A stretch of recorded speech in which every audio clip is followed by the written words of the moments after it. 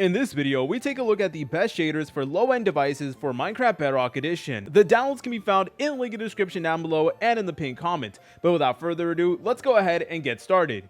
So starting out this video, Sean, we have the soft shadow shader right over here. Now, this is how the shader does look like, and obviously we are using vibrant visuals in order to run all of these shaders. But yeah, here is how things do look like. So you'll immediately notice that right off the bat, the shadows aren't going to be like as defined or as like dark as, you know, regular vibrant visuals, which is actually a really good thing because that is going to help you out with game performance. So look at this, the shadows isn't as dark as, you know, regular vibrant visuals, which is honestly another major plus. And if you're on a lower end device and you're experiencing lag, what I recommend that you guys do is turn down your render distance. So I have my render distance all the way down over here, so as you're able to tell, we aren't really able to see much, but we are still able to get some pretty good graphics. We're able to get solid performance, which is honestly what it is all about. So here is how this village looks like. It honestly does look pretty cool. And let's go ahead and take a look at the water. So you'll notice that the water is basically like the vanilla Minecraft, but that is still a good thing. You know, this shader still does look absolutely phenomenal, and I highly suggest that if you're on a lower end device,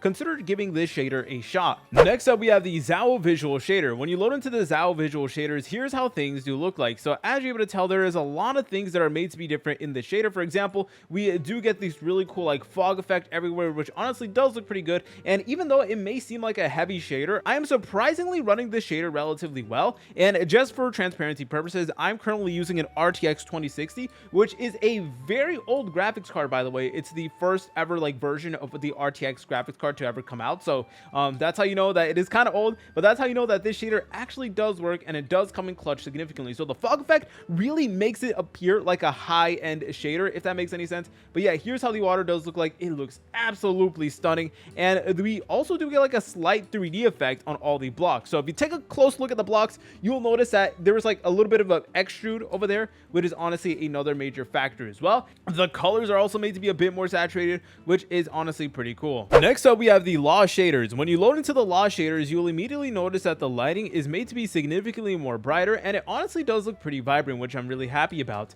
And let's go ahead and take a look at the water over here. It honestly does look pretty solid. So again, this is a shader that really isn't going to do too much to the actual vibrant visuals itself, and it basically just optimizes your game, which is obviously, you know, really good, especially if you have a lower end device. And here's how things do look like. They do look pretty well. And yo, the lava, I realized like the lava isn't as bright as like the regular vibrant visual, so that's definitely something to note, guys. This is certainly going to come in clutch, especially if you have a low-end mobile device or a low-end PC. Remember, guys, the downloads to all these shaders can be found in the link in the description down below and in the pinned comment. Please like, comment, subscribe. See you later, French fries.